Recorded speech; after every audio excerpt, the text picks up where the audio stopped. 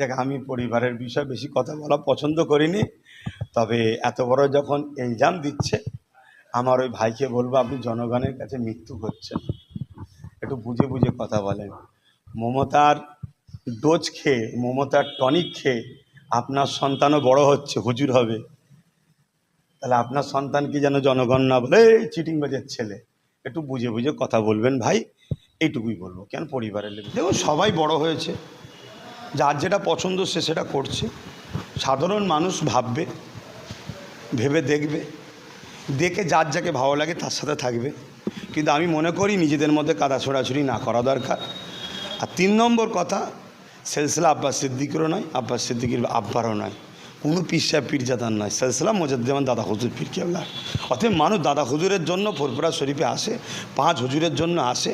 এবারে দাদা হুজুরের আওলাদদের মধ্যে থেকে একটা আওলাদ নওশাদ সিদ্দিকী, আব্বাস সিদ্দিকীর ভাই, এবং আব্বাস সিদ্দিকী নিজে তার হাতে আইএসএফের দল তৈরি করে দিয়েছে। এই বাড়ির একটা ছেলে রাজনীতির দল করেছে। কারো দলের পিছনে, কারো পদের তলায়, কারো দলের হয়ে, কারো দলের পিছনে কাজ করে না, সে নিজে করছে। কেন? দেশ ও দেশবাসীর সেবা উদ্দেশ্য, সমাজকে পরিবর্তন করার জন্য। বাকি কেউ বামকে ভালোবাসতে পারে, সেটা তার স্বাধীনতা, কেউ কংগ্রেসকে তার স্বাধীনতা, কেউ টিএমসিকে ভালোবাসতে তার স্বাধীনতা। কিন্তু প্রশ্ন, এই যে দলগুলোকে আপনি সাপোর্ট করছেন, তার মধ্যে থেকে আজকে শাসকে ধরুন টিএমসি আছে, টিএমসি তো ইসলাম বিরোধী করছে, কোরআন শেষে যায় বলছে, ওয়াকাফের জন্য দিল্লি চলে যাওয়া বলছে, টিএমসির মমতাকে, টিএমসির এমএলএ আল্লাহ বলছে, মাদ্রাসার মিড ডে মিল বাচ্চাদের দেবো না, রাস্তার কুকুরের বাচ্চাকে দেবো। তাহলে এই বিষয়গুলো আমার মনে হয় একটু ভাবা দরকার, কেন এগুলো অন্যায়। আর হাদিস পাকের মধ্যে আছে, যে অন্যায় জেনে, জুলুম জেনে তাকে সাপোর্ট করে, সে ইসলাম থেকে বেরিয়ে যায়। এই বিষয়টা একটু ভাবা দরকার।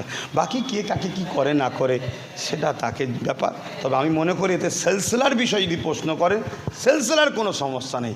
কোটি কোটি মানুষ দাদা হুজুরকে ভালোবাসে, 5 হুজুরকে ভালোবাসে, আজও বাসে, কালো বাসবে। কোটি কোটি মানুষ আসছে, কথা বুঝে আসছে। এবার আমি যখন বলবো তোমরা আমি আইএসএফকে সাপোর্ট করো আমার ভাইটাকে, আমার কথা যদি দুটো মুড়িদের ভালো লাগে দেবে।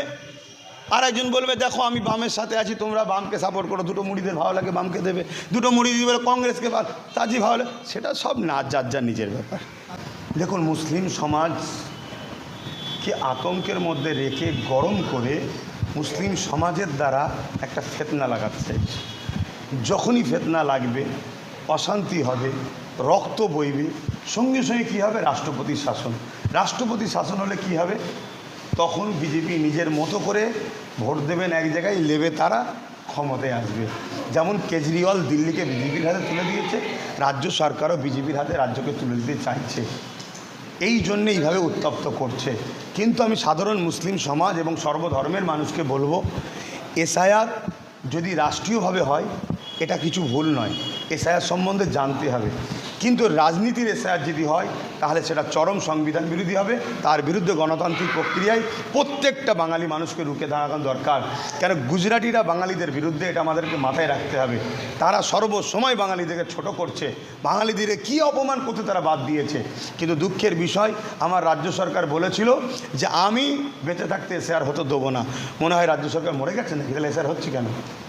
দ্বিতীয় নম্বর কথা, আজকে নতুন করে যে গরমটা করছে, এই গরম করার পিছনে একটাই কারণ, যাতে করে মানুষ ক্ষিপ্ত হয়ে একটা ভুল পদক্ষেপ নিয়ে নেয়। ভুল পদক্ষেপ নিলেই রাষ্ট্রপতির শাসন শুরু হয়ে যাবে।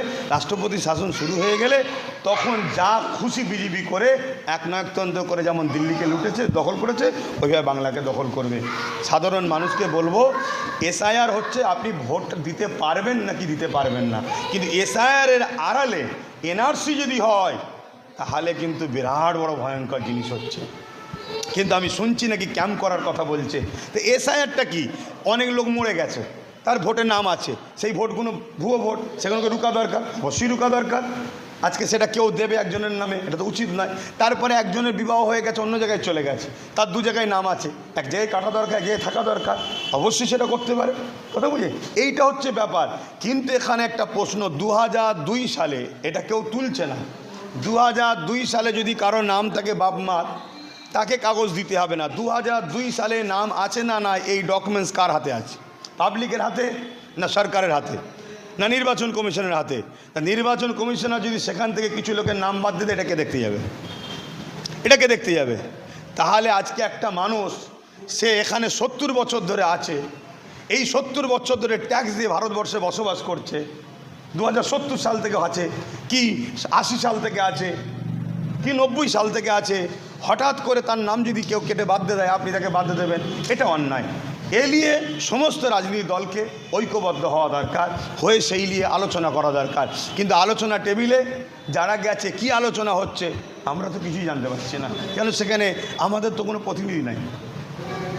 অতএব সাধারণ মানুষকে বলবো, এটা নিয়ে ঘাবড়ে গিয়ে নিজের ভুল পদক্ষেপ আর নিজেরা এত ডিপ্রেশনে চলে গিয়ে নিজেদের জানেন না ক্ষতি হয়ে যায়, এটা মাথায় রাখবেন। ইতিমধ্যেই এসআর আতঙ্কে বেশ দুজন ব্যক্তি আত্মহত্যা করেছে, কি বলবেন? যেটা আত্মহত্যা হয়েছে, আবার শুনছি নাকি লিখতে পারতো না, হাত কাটা ছিল, এসব অনেক কিছু শুনছি। তো এটা কতটা সত্য মিথ্যা আরও ভেরিফাই করার ব্যাপার। তবে আমি এতটুকু বলবো, এ নিয়ে আতঙ্ক হয়ে নিজের জীবন খোয়াবেন না। দেশ আমার আপনার সবার।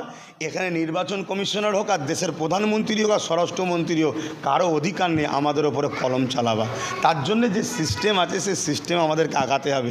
যেমন যারা যাবে এসআইআর করতে বুথ লেভেলে বিএলআরও, তাদের বিষয়ে অ্যাড্রেস ট্যাড্রেস সব রাখতে হবে। আপনার নাম বাদ গেল কেন, তার বিষয়ে যদি ভুল করে তার বিষয়ে আইনের আওতায় তাকে আনতে হবে। তাকে এই অধিকারটা কে দিল যে একজন সাধারণ ভারতের নাগরিককে হ্যারাসমেন্ট করবে? এটা গরিবকে মারার একটা কল, গরিবকে লুটে একটা কল, এটাকে রুকা দরকার। আর দিদি মুদি মিলে এটা করছে। যদি বলেন আবার দিদির কথা কেন বললেন, রাজ্য সরকারই তো 90,000 অফিসার দিচ্ছে যে শেয়ার হয়, রাজ্য সরকারই তো 221 কোটি টাকা খরচ করছে কম বেশি। তাহলে আজকে বলুন রাজ্য সরকার যদি বলতো আমি কোনো অফিসার দেবো না, বা কর্ণাটকে না কোথায় শুনলাম নাকি যেখানে কি বলে এসআইআর হবে না, তারা পার্লামেন্টে তাদের বিল পাস করেছে। তা আপনার তো সব এমএলএ, তাহলে আপনি এটা বিল পাস করতে পারতেন, আমার রাজ্যে হবে না, তা করছেন না। কিন্তু একদিকে আবার খরচ করছেন, অফিসার দিচ্ছেন, আবার এইদিকে মানুষকে গরম করছেন। এটা যেন একটা কেমন চক্রান্ত সাধারণ মানুষকে ফাঁসাবার। আর আমার কমের উদ্দেশ্যে একটা কথা বলবো, আমার কমের ভাইদের একটা কথা বলবো। আমার কমের ভাই, আপনাদের বিবেককে প্রশ্ন করেন। আপনারা কেউ বাংলাদেশ থেকে এসেছেন? কোনো পাগল আছে ফুরফুরা শরীফে বসবাস করবে, না পাশে অন্য কোনো মানে গ্রামে বসবাস করবে? মুসলমান তো চাইবে যেখানে আমি সংখ্যাগরিষ্ঠ সেখানেই আমি থাকবো, যেখানে হিন্দু ভাইরা সংখ্যাগরিষ্ঠ সেখানে থাকবে। কেন? একসাথে উৎসব করব, একসাথে ধর্মের কাজ করব, মসজিদ মাদ্রাসা বা হিন্দু ভাইদের মন্দির টন্দির এক জায়গায় থাকবে। তো সেই জায়গায় বাংলাদেশ থেকে কেউ কখন এসেছে? যদি এসে থাকে ব্যবসা বাণিজ্য এসেছে, আবার চলে গেছে। আবার এখান থেকে কিন্তু বাংলাদেশে গেছে, কিন্তু আমার অনেক অমুসলিম ভাই ওই দেশ থেকে এসছে, কিন্তু তার জন্য কাঁটা তারের ভাগে এপারে এক অংশ পড়ে গেছে, উপরে এক অংশ পড়ে গেছে। আজকে আপনারা হঠাৎ করে তাদেরকে তাড়াবেন, এটাও আমি পক্ষপাতী নয়। তারাও আমার দেশের নাগরিক, আমার দেশে ভারতেরই তো সবাই, তারাও থাকুক। কিন্তু মুসলিম ভাইদেরকে বলবো আপনাদের ঘাবড়াবার কিছু নেই। কিন্তু এক শ্রেণীর মুসলমান ফাঁসবে। কারা? নদীর ধারে বাড়ি, বাঁধ ভেঙে গেছে, ঘর সমেত রাখতে চলে গেছে, তারা কি করে কাগজ পাবে? না 2002 পড়ে, আমি বললাম 2002 যদি বাদ দিয়ে দেয়, ওটা তো আমাদের হাতে ডকুমেন্টস নেই। যদি বাদ দিয়ে সেই কাগজ বার করে, এই একটা শ্রেণী ফাঁসতে পারে। আর একটা কারা? বন্যায় ডুবে গেছে যারা, তারা বিপদে পড়তে পারে। তাহলে সেই জায়গায় একটা জায়গাতে আমি 80 বছর ধরে, 60 বছর ধরে, 50 বছর ধরে আছি, এটাই আজকে হঠাৎ করে কেউ বলবে তোমার 2002 নাম নেই, এটা ভাই অন্যায়, এটা জুলুম। ভোটার কার্ডে 21-এ ভোট দিয়েছে, ওই ভোটার কার্ড কে দিয়েছে? নির্বাচন কমিশনার। তাহলে এই ভোটার কার্ডটা কী করে গ্রান্টেড হলো? সে যদি ফেক হয় তাকে ভোটার কার্ড দিলেন কেন? কারা দিল? সব কিছু খুঁজতে খুঁজতে সাপ বার করা দরকার। সাধারণ মানুষকে সংগঠিত হতে হবে, ঐক্যবদ্ধ হতে হবে, আন্দোলন সংবিধান ও গণতান্ত্রিকভাবে করতে হবে। আমি আবার বলবো, মাথা গরম করে হুড়োহুড়ি করলে, সেই একটা বলে না যে অমুক ঘরে কে একজন চিল্লে বলছে আমি কলা খাইনি, আরে তোকে জিজ্ঞেস করা হচ্ছে নাকি কলা খাইনি? আগে থেকে ধরা পড়ে যাচ্ছেন। এরকম একটা গরম করতে চাইছে, কিন্তু ঘাবড়াতে চাইছে, সেই পাতে কিন্তু পা দেবেন না। এটা আমার ক্ষুদ্র ভেবে আমি বললাম, আমার কথা কার পছন্দ হবে না হবে নিজ নিজ ব্যাপার।